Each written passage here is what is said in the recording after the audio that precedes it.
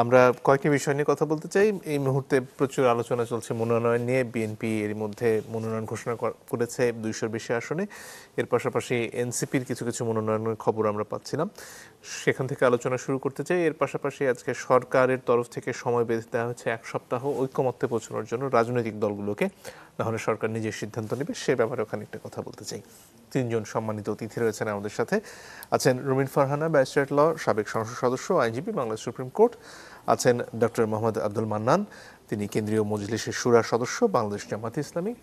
এবং আছেন জনাব শাহেদ আলম, তিনি সাংবাদিক ও বিশ্লেষক। আপনাদের 3 জনকে স্বাগত আমাদের এই অনুষ্ঠানে। শুরুতেই জনাব শাহেদ আলম, আপনার কাছে আসতে চাই। সবশেষ আপনার সাথে স্ক্রিন শেয়ার করা হয়েছিল বোধহয় 2014 সালে। সেই নির্বাচনের সময় মনে পড়বে আপনার সেই দিনগুলোর কথা। একেবারে ভিন্ন প্রেক্ষাপটে এখন আজকে যখন এই মনোনয়নগুলো দেয়া হলো বিএনপির তরফ থেকে, আপনার কাছে কি মনে হয়েছে? আসলে নির্বাচন নিয়ে কি ধোঁয়াশা খানিকটা কাটছে, নাকি এখন অনিশ্চয়তা অনেকটাই থেকে গেছে? ধন্যবাদ মঞ্জুর। আমি খুবই খুশি আপনার সাথে বসতে পেরে, কারণ আপনার 24-এর আন্দোলনের যে রোল, এবং হঠাৎ করে এসে মনে হলো সামনে একজন ত্রাতা আসলো এবং কথা বলা শুরু করলো, এরপর আবার হঠাৎ করে আপনি আপনার কাজে ফিরে গেছেন, এমন না ওইটার সুবিধা নেওয়ার জন্য আপনি লালায়িত ছিলেন। সো আমি আসার পরে আপনার সাথে যে বসতে পারবো, এটা আমার সৌভাগ্য আজকে। তো আমি ওইটা বলেই শুরু করছি। এবং আমার 2 জন খুব প্রিয় মানুষ, রুমিন ফারহান আমার খুব প্রিয় মানুষ, আব্দুল মান্নান ভাই আমার খুব প্রিয় মানুষ। আজকে সবাই নির্বাচনমুখী, এ বিষয়ে কোনো সন্দেহ নাই। আজকে যখন আপনি দেখবেন যে সোশ্যাল মিডিয়া, গণমাধ্যম এবং সব জায়গায় নমিনেশন নিয়ে আলোচনা হচ্ছে, এবং খুবই ইন্টারেস্টিংলি বিএনপি নমিনেশন ঘোষণার সাথে সাথেই ধরেন এনসিপির নমিনেশনগুলো ঘোষিত হয়ে গিয়েছে, আর ওনারা তো বহুত আগে থেকে শুরু করেছেন। তো সব দিককে হিসেব বলে যে আমরা সত্যি সত্যি একটা নির্বাচনের রাস্তায় ঢুকে গিয়েছি। এবং আপনি রাস্তার রিক্সাওয়ালা, ড্রাইভার, উবার ড্রাইভার, সবজি বিক্রেতা, যার কাছেই শুনবেন যে সবাই অধীর আগ্রহে অপেক্ষা করছে নির্বাচন হবে, নির্বাচন নিয়ে। সুতরাং আমার মনে হয় যে নির্বাচন কেন্দ্রিক যেসব টেনশন এগুলো আছে, এগুলো থাকবে, কিন্তু আমরা নির্বাচনে ঢুকে গিয়েছি। সেক্ষেত্রে যে মনোনয়নগুলো দেওয়া হলো, অনেক বিএনপির হেভিওয়েট প্রার্থী বাদ পড়েছেন, ক্ষেত্র বিশেষে প্রতিবাদও হয়েছে। আপনার কাছে কেমন মনে হয়েছে এখন পর্যন্ত মনোনয়ন? দেখুন, ইটস এ মিক্সড ফিলিংস। এই কারণে মিক্সড ফিলিংস যে এত বড় একটা দল, 300 আসনে তাদেরকে ডিল করতে হচ্ছে, এবং একাধিক আসনে, একাধিক না, প্রায় 300 আসনেই প্রত্যেক আসনে মিনিমাম 3 থেকে 4 জন করে নমিনেশন, মানে প্রত্যেকেই যোগ্য। সেখান থেকে আমি যদি বলি যে হ্যাঁ, আমি যাকে নমিনেশনে চেয়েছি তার নমিনেশন হয়নি, আবার আমি এমন এমন নমিনেশন দেখেছি যেগুলা দেখে আমি খুবই খুশি হয়েছি। হ্যাঁ, আমি যদি স্পেসিফিক করে আমার কাছে জানতে চান, কারোর পক্ষপাতিত্ব করা ঠিক হবে না, যেহেতু আমি মনে করি যে 300 আসনেই এই দলের জয়ের জন্য শুভাকাঙ্ক্ষী হিসেবে আমি একজন কাজ করছি, মানে আমার যত কাজ কথাবার্তা তো এটাই। সেই হিসেবে আমি চাই যে 300 আসনেই তারা ভালো করুক। সেজন্য আমি বলবো যে না, ভালো, কিন্তু আমরা যখন, আমার সামনে রুমিন ফারহানা আছেন, সেই one of the greatest fighter I have ever seen, কিন্তু জোটগত নির্বাচনের স্বার্থে অথবা নির্বাচনী আসন কেন্দ্রিক জটিলতার স্বার্থে আমি জানি না কেন তারটা উইথড্র করে রাখা হয়েছে।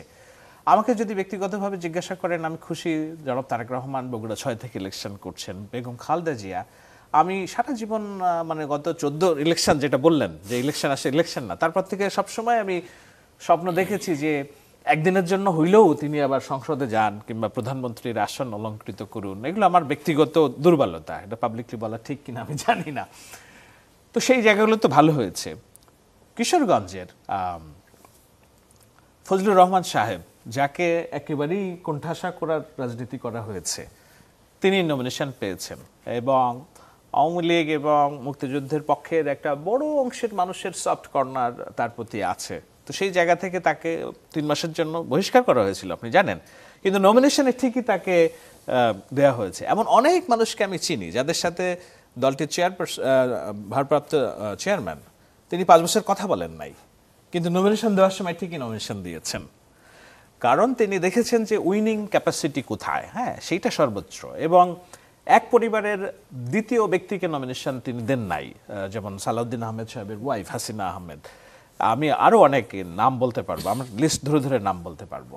স্থায়ী কমিটির সদস্য নজরুল ইসলাম খান, রুহুল কবির রিজভী যদি গণতন্ত্রের জন্য ওনার ভূমিকার কথা আমরা বলি, তাহলে he is one of the single most figure যে দিনের পর দিন রাস্তায় একটা চাদর মুড়ি দিয়ে বসে বিএনপি নামক দলটার অস্তিত্ব টিকিয়ে রেখেছেন। তিনি নমিনেশন পান নাই। তারেক রহমানের অত্যন্ত ঘনিষ্ঠজন, আমার প্রিয় মানুষ হুমায়ুন কবির, উনি পররাষ্ট্র বিষয়ক বড় দায়িত্ব পালন করেন, ওনাকে নমিনেশন দেওয়া হয় নাই, কিন্তু মাঠে যিনি দায়িত্ব পালন করেছেন ইলিয়াস আলীর স্ত্রী লুনা রুশদি, ওনাকে নমিনেশন দিয়েছেন।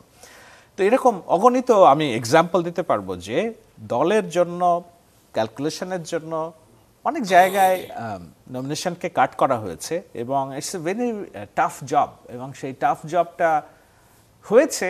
এখন ব্যক্তিগত পছন্দ অপছন্দ থাকবে, কিন্তু আমার মনে হয় যে ব্যাপকভাবে যে মনে করা হয় যে না খুব অনেক বেশি বিদ্রোহী প্রার্থী, এটা আমি এখনো মনে করি না যে খুব বেশি বিদ্রোহী প্রার্থী হবে। কারণ এবার ইলেকশনটা আমার বিশেষ করে ভাইরা যেভাবে মাঠে শক্তিমত্তা জানান দিচ্ছে, তাতে দলের উইন নিয়ে সবাই খুব কনসার্ন এবং সেই জন্য কাজ করবে বলে আমার দৃঢ় বিশ্বাস। জি, ধন্যবাদ। রুমিন ফারহানা, আপনার কাছে আসতে চাই। যেমনটা শাহেদ আলম এইমাত্র বলছিলেন যে আপনার কাঙ্ক্ষিত যে আসন সেখানে এখন পর্যন্ত ফলাফল জানা যায়নি, কি পাচ্ছেন বিএনপির টিকিট। এই যে অনেকগুলো আসন এখন পর্যন্ত ছেড়ে রাখা হলো, সেখানে আসলে কাদের সাথে সম্ভাব্য জোট হতে পারে বা সে আলোচনা কতদূর এগোলো সেটা একটা। এর পাশাপাশি কিছু কিছু ক্ষেত্রে দেখা যাচ্ছে যে রাস্তায় আগুন জ্বালিয়ে, টায়ার জ্বালিয়েও অনেক ক্ষেত্রে যারা মনোনয়ন পাননি তাদের সমর্থকরা প্রতিবাদ করেছেন। সেই দিকটা আসলে বিএনপি সামাল দিয়ে উঠতে পারবে কিনা? দেখুন, জোটের সঙ্গে তো আলোচনা হচ্ছে। জোট বলতে যারা 15 বছর বিএনপির সঙ্গে নানান সুখে দুঃখে বিপদে আপদে মামলা হামলায় বিএনপির সঙ্গে ছিল, তাদের সঙ্গে আসন ভাগাভাগির একটা ব্যাপার আছে। নতুন করে আবার অন্য কোনো দলের সঙ্গেও জোট হতে পারে, এই আলোচনাও আছে, শোনা যাচ্ছে। সো যেই 63টা আসনে এখনো মনোনয়ন ডিক্লেয়ার করা হয়নি, সেখানে ম্যাক্সিমামই জোটের আলোচনা বা জোটের চাওয়া আসনগুলো আর কি। মানে আলোচনা তো ঠিক না, জোট তো কিছু আসন চেয়েছে যেগুলো বিএনপি কনসিডার করবে, বা যেটা ভাই বললেন যে উইনিং ক্যান্ডিডেটকে সেটা দেখবে বিএনপি। সো আপাতত সেই 63টা উইথ হোল্ড আছে, আমারটাও অন হোল্ডেই আছে। আর যেটা আপনি বলছেন যে মনোনয়ন না পেয়ে যেই প্রতিবাদটা, এখন দেখুন এখানে আপনি এটাকে নানানভাবেই দেখতে পারেন। এক হচ্ছে যে এত বড় একটা দল, প্রতিটি আসনে মানে কি বলবো 10 জন পর্যন্ত মনোনয়ন প্রত্যাশী আছে, এরকমও আছে 3-4 জন তো অন অ্যান অ্যাভারেজ, কিন্তু 10-12 জন প্রত্যাশী এমনও আছে। সো সেখান থেকে একজনকে বাছাই করা ইজ রিয়েলি ভেরি টাফ।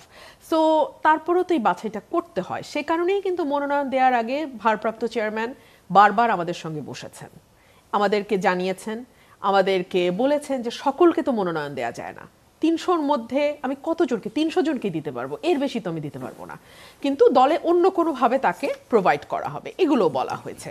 তারপরেও যদি রাস্তাঘাটে এভাবে টায়ার জ্বালানো বা আগুন দেয়া নেতাকর্মীরা আবেগের বশে হয়তো করছে, তবে এটা খুব বেশি দিন এটা লিঙ্গার করবে না। নেতাকর্মীদের আবেগটাও তো আপনি সম্মান করবেন, কারণ দেখুন এই নেতাকর্মীদের জন্যই কিন্তু এক একজন মনোনয়ন প্রত্যাশীদের 1 নাম্বার 2 নাম্বার 3 নাম্বারে চলে আসে। এত নেতাকর্মীর মধ্যে নেতাকর্মীর ভালোবাসা, নেতাকর্মীদের ত্যাগ, নেতাকর্মীদের শ্রম, নেতাকর্মীদের ঘামেই কিন্তু আমরা এতদূর আসি যে আমরা মনোনয়নটা প্রত্যাশা করতে পারি। সো তাদের তো নিশ্চয়ই মনটা খারাপ হবে, তাই না? সেটাও আমাদের সম্মান করতে হবে। আমি আপনার সাথে মানে আপনি নামগুলো বলবেন, কিন্তু আমাকে একজন দেখতে দেখতে পাঠিয়েছে নামগুলো বলার জন্য, যেমন রুহুল কবির রিজভী, শামসুজ্জামান দুদু, মোয়াজ্জেম হোসেন আলাল, আসাদুজ্জামান রিপন, হাবিবুন নবী খান সোহেল। 400, 450, 500 মামলা শেখ হাসিনা তার বিরুদ্ধে দিয়েছে। সুলতান সালাউদ্দিন টুকু, ছাত্রদলের সভাপতি, আফরোজা আব্বাস, নিপুণ রায়, সৈয়দ আশরাফি পাপিয়া, রুমিন ফারহানার কথা লিখছে, সেলিমা রহমান, আসলাম চৌধুরী, স্ট্যান্ডিং কমিটি মেম্বার, হ্যাঁ, নাজিমুদ্দিন আলম, ফজলে আজিম, মামুন হাসানের মতো। এই মানে আপনি এই লিস্ট শেষ করতে পারবেন না। আপনি কি মানে কাকে অভিযোগ করবেন, কোথায় অভিযোগ করবেন? একটা প্রশ্ন থাকে অনেক সময় যে নির্বাচন যখন ঘনিয়ে আসে অনেকে স্বতন্ত্র হিসেবে প্রার্থিতায় চলে আসেন, নির্বাচনে প্রতিদ্বন্দ্বিতা করেন, সেটা আসলে বিএনপি ঠেকাতে পারবে কি? এটা না আজকে মাত্র মনোনয়ন তো না, প্রাথমিক তালিকা বলছেন আমাদের সম্মানিত সম্ভাব্য তালিকা, প্রাথমিক তালিকা। তো প্রাথমিক তালিকা আবার সেক্রেটারি জেনারেল এটাও বলছেন যেটা মানে অ্যাডও হতে পারে, আবার এখান থেকে চেঞ্জও হতে পারে, আবার নতুন কেউ যুক্তও হতে পারে। আর 63টা আসন তো এখনো ডিক্লেয়ারই হয় নাই। সো এত দ্রুত আসলে কে স্বতন্ত্র দাঁড়াবেন বা কাদের দাঁড়ানোর সম্ভাবনা আছে এটা বলাও কিন্তু খুব ডিফিকাল্ট। আর এর মধ্যে আমি দেখলাম যে নারী প্রার্থী যদি 5% বিএনপি রাজি হয়, যেহেতু শাহেদ আলম ভাই কয়েকজন নারী প্রার্থীর নাম বললেন, 9 জন প্রার্থী এখন পর্যন্ত। 5% যদি 10 জন, তাহলে এখনো 5 জন কিন্তু বাকি আছে। সো এটাও মাথায় রাখতে হবে। সুতরাং এত দ্রুত আমার মনে হয় স্বতন্ত্র নিয়ে বলার আর বাইরেও যেসব আসনে নির্বাচন কমিশনে দ্বন্দ্ব আছে, ওগুলোর ভার্ডিক্ট অপেক্ষা করছে, সেগুলো আমার আসলেও ভার্ডিক্ট অপেক্ষা করছে, আসনটা ভার্ডিক্ট অপেক্ষা করছে। আমি স্টিল বিশ্বাস করি যে শি ইজ কামিং। আমি জানি বাগেরহাট 2 এর একজন ওনার আসনে মানে একেবারে নিশ্চিত প্রার্থী, কিন্তু ওনারটা ওই দ্বন্দ্বের কারণে আটকে আছে। তো এরকম নানান আমার সীমানা নিয়ে এখনো দ্বন্দ্ব। ডক্টর মান্নান, আপনার কাছে আসতে চাই, এতদিন পর্যন্ত আসলে আপনাদের প্রতিদ্বন্দ্বী নিশ্চিত ছিল না, এই এখন পর্যন্ত যে পরিস্থিতি সেখানে আপনাদের অনেক আগে থেকে প্রার্থিতা নির্ধারিত, আপনারা মাঠে আছেন, এখন কি পরিবেশটা পাল্টাবে এবং আপনাদের আসলে কি মনে হচ্ছে এখন পর্যন্ত যে পরিস্থিতি, আপনারা আসলে কতটুকু শক্ত অবস্থানে আছেন? জি, আপনাকে ধন্যবাদ রুমিন আপা, শাহেদ ভাই, সবাইকে ধন্যবাদ জানাই। আসলে আজকে এই টকশোতে যখন আমাকে ইনভাইট করা হচ্ছিল তখন বললেন যে এটা আপনি সঞ্চালক, তো আমি তখন এটাকে লুফিয়ে নিলাম যে আপনার সাথে আমার একবার ফেস টু ফেস দেখা হওয়া উচিত। কারণ জুলাই গণ অভ্যুত্থানে আপনার যে ভূমিকা আমি দেখেছি, আমিও রাজপথে ছিলাম, তো কোনো একটা জায়গায় একটু দেখা হোক এটার অপেক্ষায় ছিলাম, এই জন্য ভালো লাগছে। শাহেদ ভাই কলম সৈনিক, যিনি দূর থেকে আমাদেরকে অনেক আশা জুগিয়েছেন।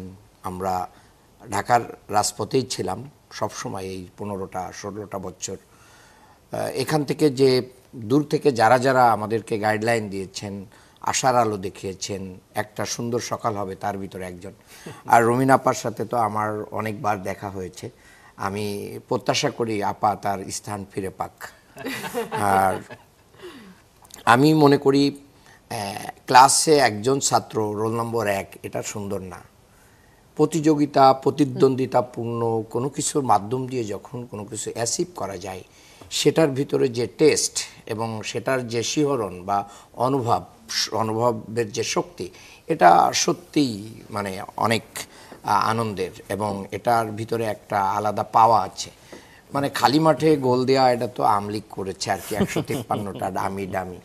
তো আমি মনে করি যে এই নির্বাচনের যে কালো মেঘ, যেটা বিএনপির পক্ষ থেকে অনেক সময় বলা হচ্ছিল যে জামাতকে দোষারোপ করা হচ্ছিল যে জামাত নির্বাচন চায় না, জামাত নির্বাচন মানে লিঙ্গারিং করতে চায়, কিন্তু আমরা দেখতেছিলাম যে বিএনপি মূলত তার প্রার্থিতা ঘোষণা না করেই নির্বাচন থেকে দেশকে আরও দূরে রাখতেছে। তো আমরা এই জন্য আজকে ধন্যবাদ জানাই যে বিএনপি আনুষ্ঠানিকভাবে তাদের প্রার্থীর তার একটা অংশের তালিকা, মেজরিটি অংশের তালিকা ঘোষণা করেছে। আমার আসন ঢাকা 6, সূত্রাপুরওয়ারি, গ্যান্ডারিয়া, কোতোয়ালি, বংশাল এর আংশিক এরিয়া।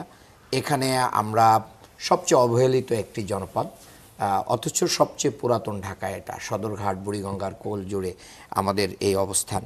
দেখেন, এখানে আমাদের ইঞ্জিনিয়ার ইশরাক ভাইকে নমিনেশন দেওয়া হয়েছে। আমি আজকের এই অনুষ্ঠানে আনুষ্ঠানিকভাবে তাকে ওয়েলকাম করছি, তার শুভকামনা করছি।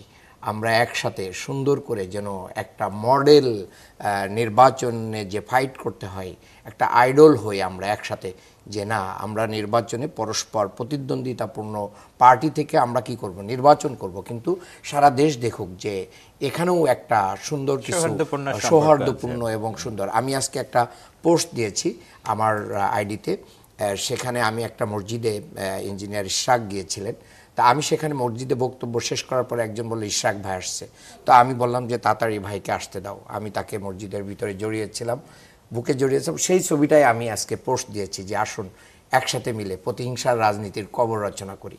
তা প্রতিহিংসা নয়, বাংলাদেশকে ফ্যাসিবাদ মুক্ত করতে পেরেছি আমরা সবাই মিলে, এটাই হচ্ছে আমাদের সবচেয়ে বড় পাওয়া।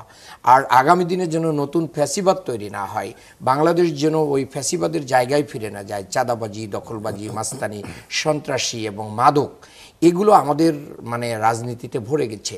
তো যারা আগামী দিনে এই বাংলাদেশকে গড়তে আসবে, আমি মনে করি, আমাকে এখন টিভির একটা টক শোতে বলেছিলেন যে আগামী নির্বাচনে কোন মার্কাটা আপনারা চ্যালেঞ্জ মনে করছেন।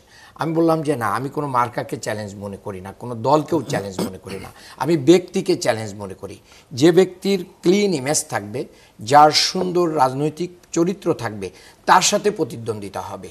এখানে কিন্তু রাজনৈতিক দলগুলো যদি সেই জাতীয় ব্যক্তিকে নমিনেশন দিতে ভুল করে, তাহলে কমপক্ষে জেনজি যারা আছে, প্রায় 4 কোটি ভোটার যারা মানে আগামী দিনে তরুণ যারা ভোট দিতে পারে নাই, তাদেরকে কিন্তু 9-6 বুঝায় ভোট নেওয়া যাবে না। তারা কিন্তু রাইট জায়গায় তার সিলটা মেরে দিবে।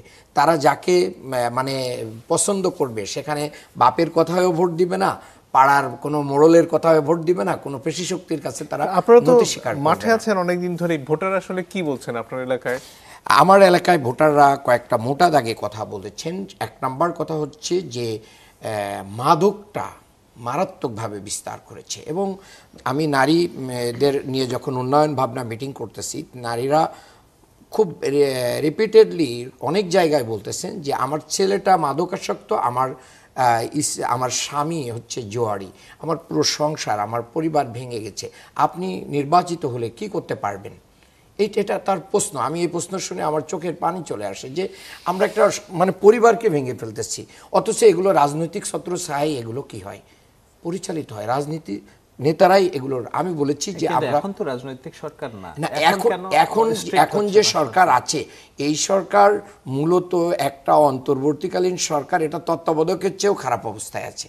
কারণ হচ্ছে এখানে যে পুলিশগুলো আছে, আপনি জানেন যে বাস্তবতার কারণে পুলিশের মনোবল নাই, পুলিশ এই জাতীয় রিস্ক নিচ্ছে না, কারোর মানে অনেকেরই পকেটে চলে গেছে, যার কারণে কোনো এ পর্যন্ত বাংলাদেশের এই অন্তর্বর্তী সরকারের আপনি দেখবেন না যে একটা বড় বড় পাথরকাণ্ড, পাথর দিয়ে মানুষ মারা থেকে শুরু করে যত বড় বড় ঘটনা ঘটেছে, সেই রিকভারি তো নাই, সেরকম এক্সাম্পলারি কোনো আমরা কিছু দেখছি না। এই যে 5ই আগস্টের টাইম পর্যন্ত যত অস্ত্র লুট হয়েছে থানাগুলো থেকে, আপনার কতটা অস্ত্র বাংলাদেশে উদ্ধার হয়েছে? হয় নাই। কারা উদ্ধার করবে? এই উদ্ধারের তো কাজ ছিল তাদের। তার মানে আমি যেটা বলতে চেয়েছি যে রাজনৈতিক ছত্রছায়ায় যখন অন্যায় হয়, তারপরে হচ্ছে দেখেন আমার এলাকা যে সদরঘাট, এখানে আপনার ফলের মার্কেট আছে, বড় আড়ত, এখানে একটা ট্রাক আগে নাকি 2600 টাকা দিতে হতো, এখন 5000 টাকা দিতে হয় এক নাইটে তার ফলগুলো আনলোড করবে। কাকে দেয়, কে নিয়ে যায়? ওই ভাই ব্রাদাররাই নিয়ে যায় আর কি। এটা মানে একটা ওপেন সিক্রেট, এবং এটা ভাগবটরা। এবং আমি যতটুকু বুঝেছি, একটা মুরগির মার্কেট কাপ্তান বাজার প্রেসিডেন্টের বাড়ির খুব কাছেই, এখানে প্রতি রাতে মানে মিনিমাম 50 লাখ টাকার কি লেনদেন হয়। এটা কিভাবে হয়? এটা আমরাই করছি। আমি দেখছি যে দুর্নীতিকে যদি আমরা নো করে দিতে পারি, চাঁদাবাজিকে নো করে দেয়, তাহলে বাংলাদেশকে এগিয়ে নেওয়ার জন্য 5 থেকে 10 ইয়ার্স এনাফ। অনেক ধন্যবাদ। একটা বিরতির সময় হয়ে গেছে, দর্শক একটু পরে ফিরে আসি। ফিরে এসে আমরা এই মুহূর্তে যে সমস্যাটি চলছে, অর্থাৎ কোন সময় গণভোট হবে, কোন সময় জাতীয় নির্বাচন হবে, এবং এর পাশাপাশি এই জুলাই সনদের বাস্তবায়নের প্রক্রিয়া কি হবে, তা নিয়ে যে মতপার্থক্য রয়েছে রাজনৈতিক দলগুলো, সে নিয়ে আলোচনা করতে চাই। আশা করি সাথে থাকবেন। আজকে সরকারের তরফ থেকে মন্ত্রিপরিষদ সিদ্ধান্ত নিয়ে জানালেন যে 1 সপ্তাহ সময় আছে রাজনৈতিক দলগুলো তাদের মধ্যে মতপার্থক্যগুলো দূর করার, তা না হলে সরকার 1 সপ্তাহ পরে সিদ্ধান্ত নেবেন। অনেকে এই যে দূরত্ব বা এই মতপার্থক্য, এটাকে একটা বড় শঙ্কার কারণ হিসেবে দেখেন, নির্বাচন নিয়ে অনিশ্চয়তা তৈরি হওয়ার সম্ভাবনা দেখেন। আপনার কাছে তেমনটা মনে হয় কিনা? না, আমি মনে করি না নির্বাচন নিয়ে কোনো শঙ্কা আছে। নির্বাচন নিয়ে যেটা সরকার বলেছে, আমার মনে হয় তারা রাজনৈতিক দলগুলোর কোর্টে বলটা দিয়েছে একটু দেখার জন্য যে কতটা তারা সৌহার্দ্যপূর্ণ সম্পর্ক আচরণ করে। কিন্তু আপনি যদি খেয়াল করবেন, দেখবেন সরকারের সাথে ঘনিষ্ঠ এবং সরকারের আস্থাভাজন পত্রিকার একটা আমার দেশ আজকে মনে হয় একটা প্রতিবেদন করেছে যে কেটে যাচ্ছে শঙ্কা। সেখানে যেই 2-3টি বিষয়ের কথা বলা হয়েছে, সেই 3টি বিষয়ে নিয়েও একটা সিদ্ধান্তে আসার, এটাকে কি বলে, সরকার মোটামুটি সিদ্ধান্ত নিয়ে রেখেছে বলেই ওই প্রতিবেদন অনুযায়ী আমরা জেনেছি। যেমন গণভোটের বিষয়টা, সেটা নির্বাচনের আগে না, নির্বাচনের দিন কিভাবে হবে। আমি কাল না পরশুদিন একটা টকশোতে বলছি, দেখেন এটা খুবই নন প্রাগমেটিক একটা চিন্তা নভেম্বরে গণভোট করা, কারণ গণভোটটা একটা খুব সেন্সিটিভ বিষয় এবং এটার প্রত্যেকটা রেজাল্টও বাংলাদেশের ভাগ্য নির্ধারণী একটা বড় বিষয়। সেখানে এই এত 20 কোটি মানুষের ভোট নেওয়া 1 মাসের প্রিপারেশন, ইটস অ্যাবসার্ড। তো এগুলো আমার ভাইরা যারা এই দলের থেকে দাবি করছে, এগুলো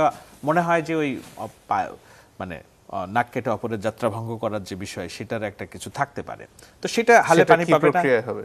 সে ইলেকশনের দিনই হবে, নির্বাচনের দিনই মানে হবে। গণভোট আগে হলে সেটা নাক কেটে পরের যাত্রা হ্যাঁ, কিভাবে ভঙ্গ মানে করা হয়? না, আমি বলছি ওই দাবিটাই, আমি বলছি না দাবিটা, তো সেই দাবি হচ্ছে না, এটা নির্বাচনের দিনই হবে। দ্বিতীয় কথা হচ্ছে যে আমার দেশের ওই প্রতিবেদন অনুযায়ী ঐকমত্য কমিশন যে পরামর্শ দিয়েছে, যদি 270 কার্য দিবসের মধ্যে ইলেক্টেড গভর্নমেন্ট এগুলো পালন না করে, তো অটোমেটিক্যালি এটা আইনে পরিণত হবে। এইটাও আপনার সাংবিধানিকভাবে কোনো রকম এটাকে কি বলে, যে কেউ একটা রিড করলে এটা মানে তুড়িতে উড়ে যাওয়ার কথা। সুতরাং সরকার ওইটাও রাখবে বলে মনে হচ্ছে না, এরকম একটা আভাস ওই রিপোর্ট অনুযায়ী দিয়েছে। আমি এই জন্য মনে করি যে সরকার যে বলটা ঠেলে দিল রাজনৈতিক দলগুলোর কাছে, এবং এটার সাথে আমি অ্যাপ্রিসিয়েট করি আব্দুল্লাহ তাহের সাহেব আজকে বলেছেন যে let's sit together and discuss. আপনি আগেই বলেছি এনসিপি আজকে নমিনেশন দিয়েছে, তাদের প্রতীক সংক্রান্ত যে জটিলতা ছিল, শাপলা হবে না, শাপলাকুলি তারা মেনে নিয়েছে, নির্বাচন কমিশন একটা সলিউশন বের করেছে। সো এনসিপি সবগুলো আসনে নমিনেশন তাদের দিয়ে দিছে, জামাত তো অনেক আগে থেকেই দিছে, বিএনপি আজকে দিল। তো আমি তো আর দেখি না যে না কোনো, এবং আব্দুল্লাহ তাহের জামাতের তরফ থেকে একটা জেস্চার দেওয়া হয়েছে বিএনপিকে যে না, আসুন আমরা বসে ঠিক করি। মূল বিষয়টা এখন ওনাদের কিছু হয়তো দাবি দেওয়া আছে, কিছু আসন অন্তত আমি বলবো যে 60টার মতো আসনে কিভাবে ওনারা বেরিয়ে এসে একটা শক্তিশালী বিরোধী দল হতে পারে, এরকম একটা আলোচনা কিংবা যদি ভাবনা হয় রাজনৈতিক দলগুলোর মধ্যে। এবং এর সাথে আমাদের এটাও মাথায় রাখতে হবে, এনসিপি তারা যে জুলাই অভ্যুত্থানের রোশনাই, তাদের যারা উদীয়মান আছে রাজনীতিক, তাদেরকেও কিভাবে সংসদে আনা যায়। শুধু উনি না, আরও অনেকের কথাই বলি, এবং আমি যতদূর জানি যে বিএনপি যারা পরিচালনা করেন, আমি বলছি না কারোর সাথে আমার যোগাযোগ আছে, কিন্তু উঠতে বসতে অনেকের সাথে আলোচনা হয়, তো তারাও অনেক উজ্জ্বল মুখকে সংসদে দেখতে চান, না হলে সানজিদা তুলিকে মায়ের ডাকের নমিনেশন দিতেন না, তাই না? তো এরকম জামাতের তরফ থেকে হয়তো চাওয়া আছে এরকম যে যত সংখ্যক বিরোধী দলের সদস্যদেরকে সংসদে আনা যায়, বিএনপি যদি এই মর্মে একটু নমনীয় হয়, তাহলে আমার মনে হয় যে এক সপ্তাহ যে সময় সরকার দিয়েছে, এটার মধ্যেই একটা সলিউশন এসে যাবে। এবং জামাতের যে দাবিগুলো ছিল, ধরেন পিআর না হলে নির্বাচন হবে না, তো পিআর একটা তো উচ্চকক্ষে পিআরের একটা বিষয় আসতেছে, গণভোট নভেম্বরেই হইতে হবে, সেখান থেকেও জামাত ছাড় দিবে। আবার এটাকে কি, কিন্তু যে ইঙ্গিতটা আপনি করছেন সেই প্রসঙ্গের মধ্যে আজকে নাসিরউদ্দিন পাটোয়ারি ওখানে একটা কথা বলছিলেন যে নিজেদের মধ্যে আসলে যদি এক ধরনের সমঝোতা হয়ে যায়, তাহলে কি আসলে ভোটের কোনো অর্থ থাকে কিনা? আপনি যদি নৈতিক বিচারে দেখেন, তাহলে তো আরো অনেক বিষয় আছে। আমরা কি সব নৈতিক বিচারের রাজনীতি করছি কিনা? আমাদের দরকার যে এই মুহূর্তে যদি আপনি free and fair and level playing ইলেকশনের কথা বলেন, তাহলে দেখবেন যে আরো অনেক রাজনৈতিক দলের আলোচনা আমাদের টেবিলে আসছে না। যেমন জাতীয় পার্টি স্টিল কি করবে আমরা জানি না, তাই না? আওয়ামী লীগের অনেকেই যারা রক্তের দাগ হাতে নেই, কিন্তু জনসমর্থন আছে, তারা স্বতন্ত্র ইলেকশন করতে পারবেন কিনা, কিংবা পারলে তারা ফিল্ড পাবেন কিনা, এগুলো নৈতিকতার প্রশ্ন। তো সেই জন্য নাসিরউদ্দিন পাটোয়ারি উনি নিজে অনেক অনৈতিক কথা এবং উল্টাপাল্টা কথা বলেন। ওনার খুব কথাকে আমি ধাতব্যে নেওয়ার পক্ষপাতী নই আর কি। একটা হলো যে এই বিষয়টা তো মানতে হবে যে আওয়ামী লীগকে উৎখাত করা হয়েছে রাষ্ট্র ক্ষমতা থেকে, আমরা সবাই মিলে করেছি।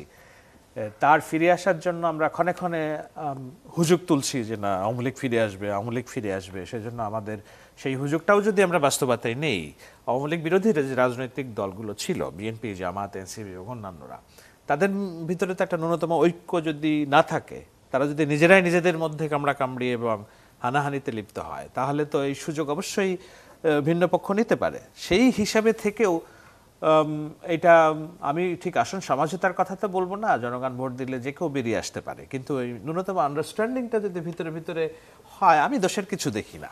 জি, ডক্টর মান্নান আপনার কাছে আসতে চাই। এই পর্যায়ে জামাতে ইসলামী বেশ কয়েকটি বিষয়ে বিএনপির সাথে দ্বিমত পোষণ করে আসছে, তার মধ্যে গণভোট আগে করার বিষয়টি আপনারা বারবার জোর দিয়ে বলেছেন।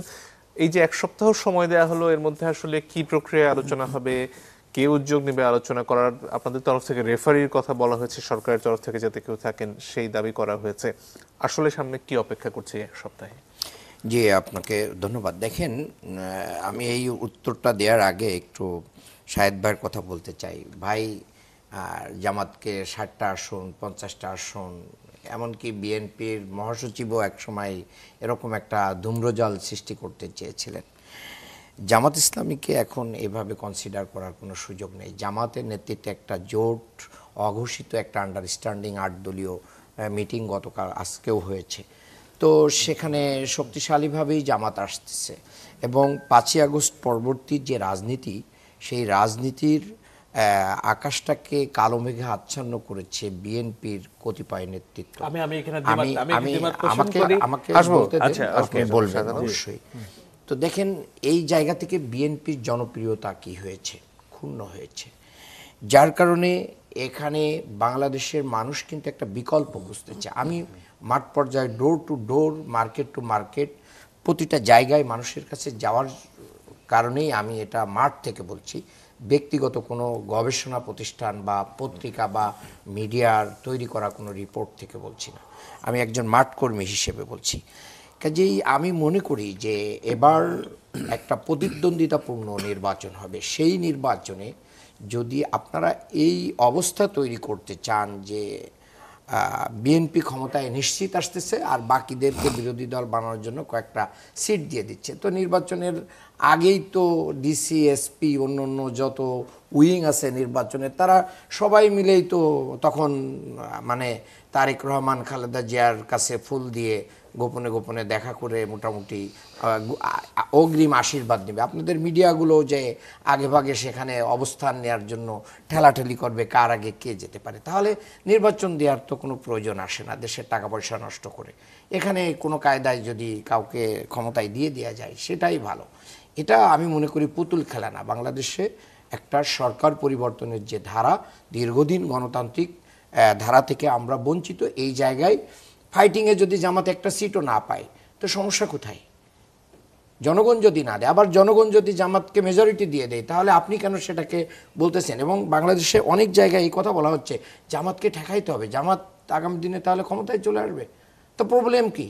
আপনি অনেক কিছু ধোয়া তুলেছেন বিগত বছরগুলোতে, কিন্তু জনগণ তো এরপরও রিজেক্ট করে নাই জামাতকে। জামাতকে তো লাইমলাইটে রেখে দিয়েছে, জনগণ তো রিজেক্ট করে নাই। তাহলে আপনি আমি বুদ্ধিজীবী হয়ে কেন জামাতকে রিজেক্ট করার জন্য মরিয়া হয়ে যাব?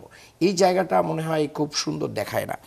আর আপনি যেটা বলেছেন যে রাজনৈতিক দলগুলোতে, আজকে আসিফ নজরুল স্যার সাংবাদিক সম্মেলনে আরও কয়েকজন উপদেষ্টা তারা ছিলেন, সেখানে যে বিষয়গুলো বলেছেন রাজনৈতিক দলগুলোর কোর্টে বল ঠেলে দিয়েছেন।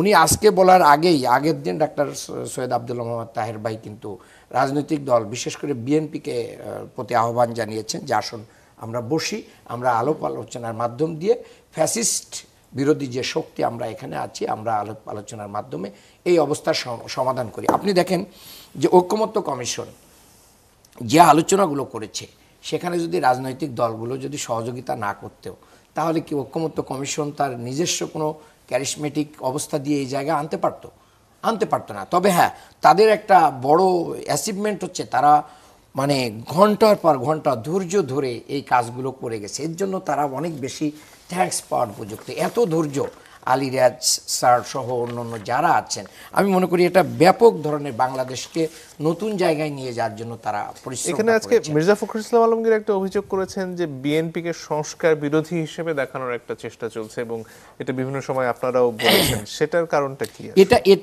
এটা আসলে দেখানোর চেষ্টা হচ্ছে না। এটা বিএনপি অলরেডি তাদের কার্যক্রম দিয়ে প্রুভ করেছে যে তারা এই মুহূর্তে সংস্কার চাচ্ছে না, তারা এই মুহূর্তে গণভোট চাচ্ছে না, তারা এই মুহূর্তে প্রেসিডেন্টকে না, জনগণের কথা বলছি, প্রেসিডেন্টের অপসারণ চাচ্ছে না, এই মুহূর্তে আমলিগের চাচ্ছে না। এই যে অনেকগুলো কার্যক্রমে এখনই না, আবার মানছেন কিন্তু প্রেসারে পড়ে জনগণের, যে এই যে 10 বছর ক্ষমতার মেয়াদ, তারপরে হচ্ছে মনে করেন সরকারি দল বিরোধী মানে দলীয় প্রধান, সরকার প্রধান, এই যে তারপরে পিয়ার সিস্টেমে উচ্চকক্ষ নিম্নকক্ষটা মানেনি নাই, কিন্তু উচ্চকক্ষে মানবেন কি না মানবেন এখনও কিন্তু কনফার্মেশন দিয়ে নাই। তাহলে মূলত জনগণের কাছে ঐকমত্য কমিশনের লং টাইম আলাপ আলোচনার মাধ্যম দিয়ে এটা জনগণের সামনে স্পষ্ট হয়েছে যে বিএনপির কারণে সংস্কারটা লেট হচ্ছে এবং এখনও কোনো একটা মানে কনক্লুশনে আসা যাচ্ছে না। এই জায়গা জনগণের কথা, এটা কোনো দলের কথা না। জি, ধন্যবাদ।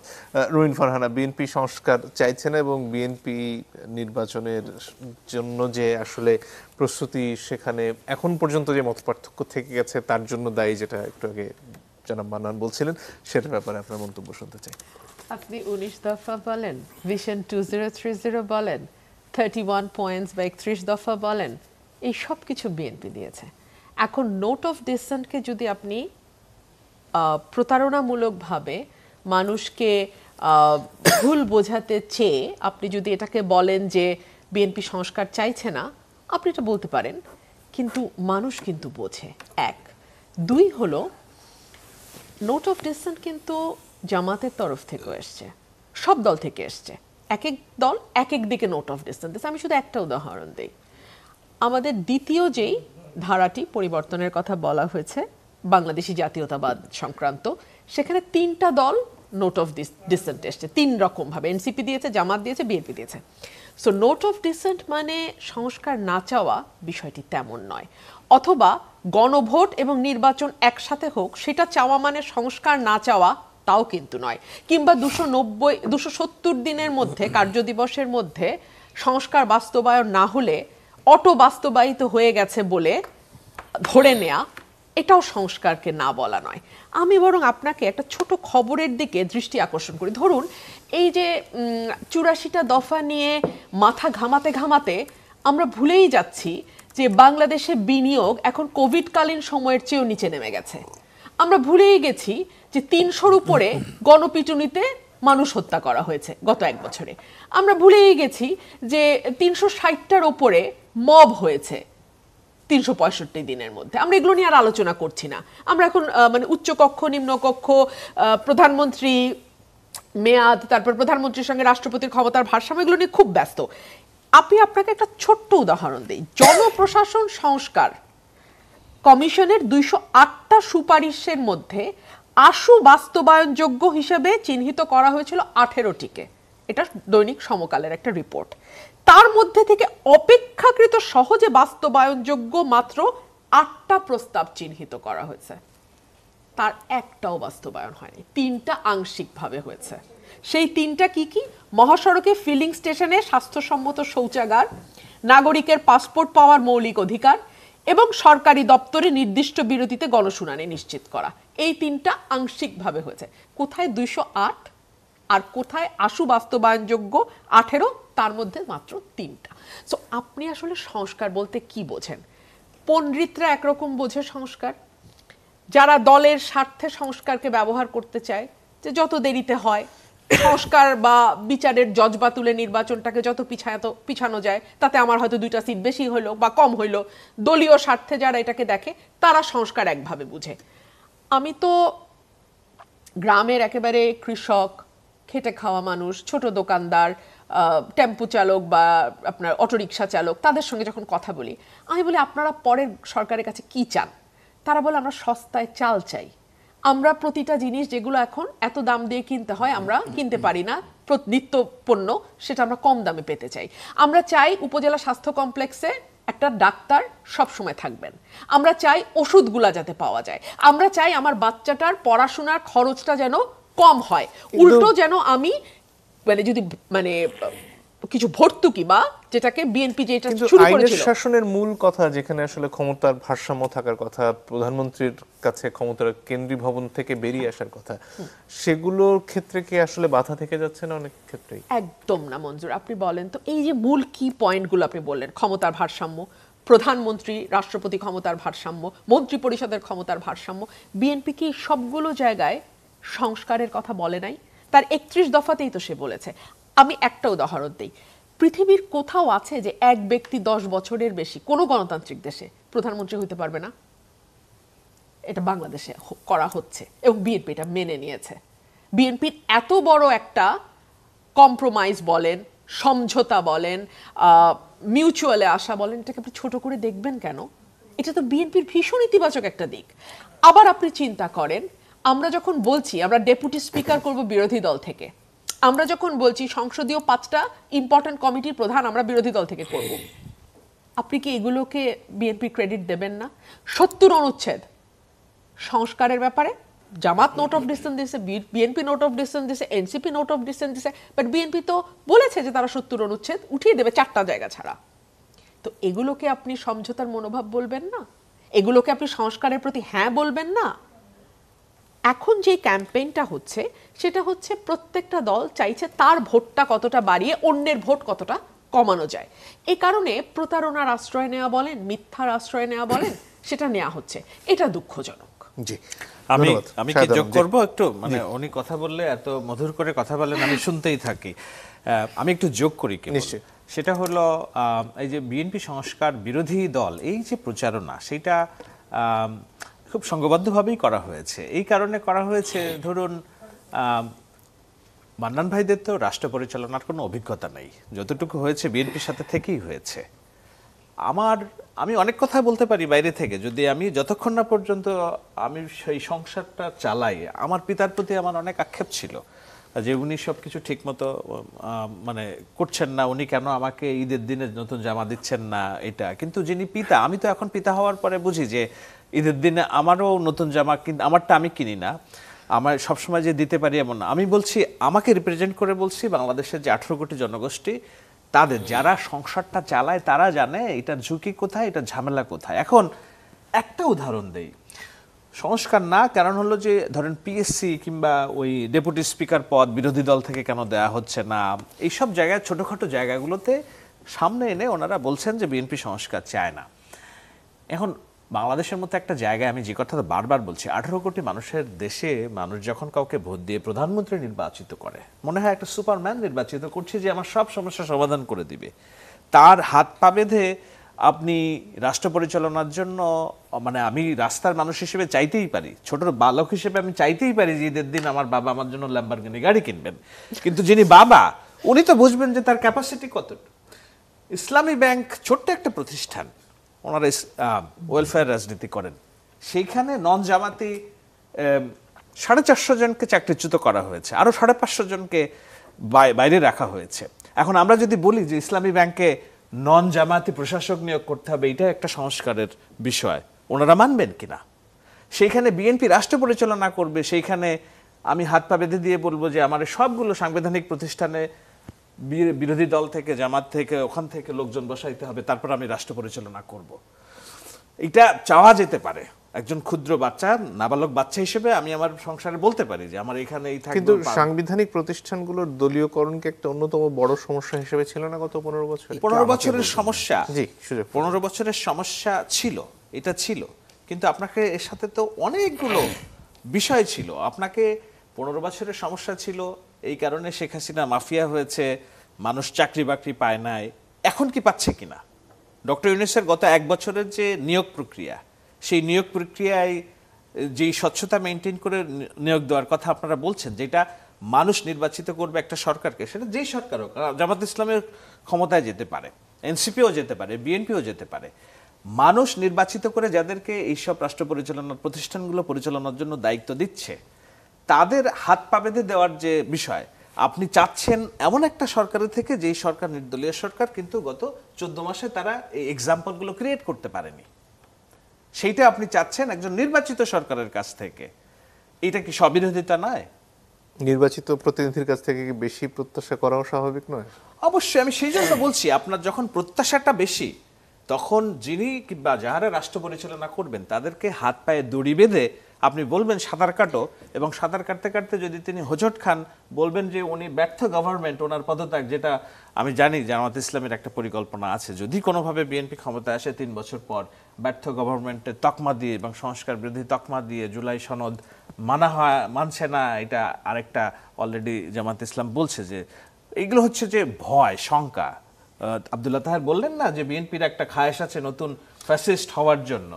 সো এইসব ইস্যুগুলাকে যেন জিয়ে রাখা যায়, নির্বাচনের পরে একটা নির্বাচিত সরকারকে চাপ দিয়ে ধরা যায়, সেজন্য গ্রাউন্ড রেডি করার একটা প্রস্তুতি হচ্ছে বলে আমি মনে করি। ডক্টর মান্নান, আমি মানব একটা ভাই, লাইন একটু যুক্ত করি। একটু পরে আসি আপনার কাছে, ডক্টর মান্নানের কাছে। আচ্ছা, না আপা বলো, এক লাইন বলো।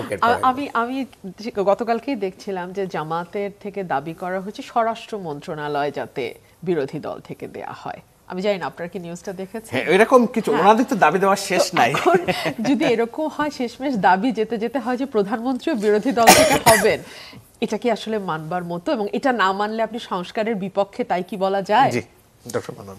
আসলে চুন খায় যদি গাল পড়ে তাহলে দই দেখলেও ভয় করে। এটা একটা বড়ই আমি বলেছি মানে বিশ্বাসের সংকট। নির্মম কথা। আমি বলেছি বিশ্বাসের বাংলাদেশে তত্ত্বাবধায়ক সরকার ফিরিয়ে নিয়ে আসার জন্য কিন্তু বিএনপিকে বাধ্য করা হয়েছিল। বিএনপি সোজা আঙ্গুলে তত্ত্বাবধায়ক দেয় নাই, এর জন্য জনগণকে অনেক বড় স্যাক্রিফাইস করতে হয়েছিল। এটা আমাদের একটা চুন খাওয়া আর কি, বুঝতে পেরেছেন? তো বিএনপি যে সংস্কার করবে এটা জনগণ বিশ্বাস করে না। ক্ষমতায় যে বিএনপির দ্বারা দেশের সংস্কার হবে এটা জনগণ বিশ্বাস করে না। এই কারণেই যে 5ই আগস্টের পরে যে মানে অন্যায়, অবিচার, জুলুম সারা দেশব্যাপী হয়েছে, এই কারণে জনগণ এই আস্থায় নিতে পারছে না। নাম্বার 1, আমার ভাই বলেছেন যে রাষ্ট্র পরিচালনার অভিজ্ঞতা নেই। হ্যাঁ, রাষ্ট্র পরিচালনার বড় অভিজ্ঞতা নাই, কিন্তু আমাদের 2 জন মন্ত্রী 3টা মন্ত্রণালয় চালিয়েছেন, তাদের বিরুদ্ধে 1 টাকার দুর্নীতির কোনো অভিযোগ দেওয়া যায় না। আপনি প্লিজ আপনি বলবেন আপনার টাইম। সাংবিধানিক সংস্কার যেটা বাংলাদেশের বড়ই প্রয়োজন, সাংবিধানিক জায়গাগুলোকে কেন আমরা মানে ফ্রিডম দিতে পারি না? আমাদের ভয় কোথায়? এই জুজুর ভয় কেন আমাদের? এই জুজুর ভয় এই কারণেই যে আমরা অন্যায় করব, অবিচার করব, জুলুম করব, তালিকা পাঠাই দেবো পিএইচসিতে আর চাকরি হয়ে যাবে। ইতিমধ্যেই একজন নির্বাচিত হওয়ার আগেই বলছেন যে পিএইচসিতে আমরা অসুবিধা নেই, এগুলো দিয়ে দিব। আমার সাবেক স্বরাষ্ট্র প্রতিমন্ত্রী ভাই কিন্তু একথা বলেই দিয়েছেন। আবার গয়েশ্বর চন্দ্র রায় বলছে যদি কালকেই আমরা নামে যাই অন্তর্বর্তীকালীন সরকার কোথায় চলে যাবে তার কোনো ঠিক নেই। ভাই, হুমকি ধুমকি দিয়ে তো আর রাজনীতি হয় না। আজকে যাদেরকে বলছেন অভিজ্ঞতা নেই, তা আমি বিনয়ের সাথে আপনাকে বলছি, এই অনভিজ্ঞ, আড়ি এবং গুয়ার যাই আপনি উপাধি দেন, তাদের নেতৃত্বেই ফ্যাসিজমের পতন হয়েছে। বাংলাদেশের মানুষ দ্বিতীয়বার স্বাধীনতা পেয়েছে। কাজেই অভিজ্ঞতাকে যদি আপনি বড় করেন তাহলে আমাদের কোন ঈদের পরে স্বাধীনতা আসতো সেটা আল্লাহ ভালো জানে। আপনি ওই ঈদ পর্যন্ত অপেক্ষা করতে পারতেন। আর বিনিয়োগ, আমি মনে করি এখানে বিএনপিরও অনেক দায় আছে। বিএনপি এই অন্তর্বর্তী সরকারকে যত ব্যর্থ করতে পারবে তত বেশি নির্বাচনকে এগিয়ে নিয়ে এসে তাদের স্বার্থ চরিতার্থ করতে পারবে। এখানে বিএনপি একটা পলিটিক্স করতেছে বলে আমাদের কাছে বিএনপির এখানে একটা বড় ধরনের অবস্থা আছে। প্লিজ বিএনপি থেকে বিএনপির খুব কাছের ঘনিষ্ঠ জনরাই কিন্তু অর্থ উপদেষ্টার দায়িত্ব পালন করছেন। এরপরে মানুষ হত্যার কথা বলেছেন আমার আপা। বিএনপির হাতে 5ই আগস্ট থেকে এই প্রায় 1 বছরের বেশি কাল প্রায় 1.5 শতাধিকের বেশি মানুষ, এই 11 জন মারা গিয়েছে অক্টোবর মাসে। লাস্ট আমার কাছে আছে, দলিল আছে। 11 জন অক্টোবর মাসে বিএনপির নিজস্ব আন্তঃকন্দলে মারা গিয়েছে। এবং আজকে যে নমিনেশন হয়েছে, আমি জানি না যে এই যে ঘোষণা হয়েছে এটার পরে কালকে পর্যন্ত বা আগামী 2-3 দিনে আল্লাহ না করুক, আমরা দোয়া করি যাতে কারোর প্রাণ না যায়। উনি অনেকগুলো বিষয়ে কথা বলছেন। শেষ কথা এখানে হচ্ছে কি, ওনারা 2 জনে এক লাইনে বলতেছে, আমাকে ডাবল টাইম দিতে হবে, নালে আমাকে অনেক বেশি দিয়েছি। আমি এই জায়গা থেকে বলতে চাই যে শেষ কথা বলে দিচ্ছি, দেখেন হানাহানি নয়, আমরা সবাই কাঁধে কাঁধ মিলিয়ে আমরা ফ্যাসিস্ট তাড়িয়েছি। আসুন ছোটখাটো মতপার্থক্য ভুলে যে আমরা বাংলাদেশকে একটা আলাদা জায়গায় নিয়ে যাই আর কাদা ছোড়াছুড়ির রাজনীতি করি। আমার ভাই বলছেন যে বিএনপি সংস্কার করবে, এটা মানুষ বিশ্বাস করে না। এটা যদি মানুষ বিশ্বাস না করে তাহলে তো মানুষ বিএনপিকে ভোট দেবে না। আর মানুষ যদি বিএনপিকে ভোট না দেয়, জামাতকে বিশ্বাস করে, মানুষ জামাতকে ভোট দেবে। তাহলে তো আর কোনো প্রবলেমই নাই, প্রবলেম ইজ ওভার। জামাত ক্ষমতায় যাবে, মানুষ যদি জামাতকে ভোট দেয়, তারপরে যে যে সংস্কার তারা যেখানে যেখানে করতে চায় ওনারা করবেন। ভোট নিয়ে নেওয়ার ভিতরে পার্থক্য আছে না, তাহলে তো সেই চাপ আপনারা সরকারের উপর জারি রাখবেন। আচ্ছা, অনভিজ্ঞদের নেতৃত্বে দেশ স্বাধীন হয়েছে, এটাকে না আমরা একটা গণ আন্দোলন বলছি, যে আন্দোলনে কোনো নেতৃত্ব ছিল না। আমি কি পথে নামি নাই? আমার এই মান্নান ভাইকে এটা অস্বীকার করবেন যে 2 থেকে 5, আপনি তো আমার সাথে, আপনিও ছিলেন, আমরা কি পথে ছিলাম না শাহেদ আলম ভাই? 14 ইলেকশনে এই চ্যানেল 24 এ মাজুদুল মতিনকে সাথে আমি লাইভে দেখিয়েছি কিভাবে হয়েছে? of course। বুঝছে কিনা। সুতরাং তো এই এগুলোকে আন্দোলন- আপনারা আমি বলছি এগুলোর আপনারা- আমি একটু ফাইনালি শেষ যেটা করে হয়েছে আচ্ছা, ওটা শেষ করেন। এটা তো একটা দীর্ঘ প্রেক্ষাপট আছে, এটা তো একদিনের আন্দোলন না। আইএমএফ তার লোন বন্ধ করে দিয়েছে, নির্বাচিত সরকার না আসা পর্যন্ত তারা লোনের কিস্তি ছাড় করবে না। আইএমএফও কি বিএনপির বুদ্ধিতে চলে? এই প্রশ্ন তো আমি রাখতেই পারি আমার ভাইয়ের কাছে। বিএনপির হাতে 1.5 শতাধিক মারা গেছে। আমি জানি না ভাই এই তথ্য কোথায় পেয়েছেন, তবে আমি যেহেতু আমি ধরে নিচ্ছি সঠিক তথ্য বলছেন, অন্তর্কন্দলের কথা বলছি। হ্যাঁ, অন্তর্কন্দলে আমি এই তথ্য সঠিক ধরে প্রশ্ন রাখছি। বাংলাদেশে তো একটি সরকার আছে বর্তমানে, সেই সরকারটি কি করছে? আমাদের ভারপ্রাপ্ত চেয়ারম্যান জনাব Tarique Rahman loud and clearly, একবার না 1 লক্ষ বার যখনই বক্তব্য দিয়েছেন বলেছেন, আমি কোনো দলীয় পরিচয়ে শুনতে চাই না, মানব না। যারা ফৌজদারি অপরাধ করেছে তাদেরকে ধরতে হবে, ধরা হোক। দল তার ব্যবস্থা নিয়েছে। সরকার কি করেছে? সরকার যদি ব্যবস্থা নিত তাহলে আমি বিএনপির কথা বলছি না, দেশের সার্বিক আইন শৃঙ্খলা পরিস্থিতির আজকে যে অবস্থায় এসে দাঁড়িয়েছে, এই জায়গায় এসে দাঁড়ানোর কথা না। শাহেদ আলম 30 আমি সেকেন্ড। 30 সেকেন্ড আমি শেষ করি, আমি এর যোগ করি। সেটা হলো উনি অনেক বিষয়ে বলছেন। একটা কথা উনি বলছেন যে যারা সন্ত্রাসী, চাঁদাবাজি নানান জায়গায়, প্রশাসন নাকি সব বিএনপি লোকজনের দখলে। আমি ওই যে আপনারা আগাম বিজয় ঘোষণা করে দিচ্ছেন তো আগে, এই জন্য যে বাংলাদেশের 64 জেলার মধ্যে ডিসি অন্তত 38 থেকে 42 জন জামাত সমর্থিত ডিসি। জামাতের DC বাংলাদেশের বিশ্ববিদ্যালয়গুলোর সবগুলো অলমোস্ট ভিসি প্রশাসন জামাত সমর্থিত। এই সরকার যে চালায় মিনি সরকার, শাহেদ ভাই আল্লাহ আপনার হায়াত দারাজ করুক, এটা যেন সত্যি হয় ভবিষ্যতে। এইটা বলা হয় যে এই সরকার চলছে মিনি জামাতের সরকার চলছে। হ্যাঁ, যে এখানে আপনি দেখেন এই সময় আসলে ডক্টর ফুরিয়ে গেছে। ইউনূসও কি জামাতের আমি product? সেটা বলছি না, ডক্টর ইউনূসের হাত পা বাঁধা। এই সরকারের যত সিদ্ধান্ত গ্রহণ প্রক্রিয়ায় সবগুলো কি জায়গাগুলোতে যারা জামায়াতের সাথে সংশ্লিষ্ট তারা সময় বসে আসলে আছেন। একেবারেই ফুরিয়ে গেছে। আপনাদের 3 জনকে অনেক ধন্যবাদ। দর্শক আপনাদেরকে ধন্যবাদ জানিয়ে বিদায় নিচ্ছি।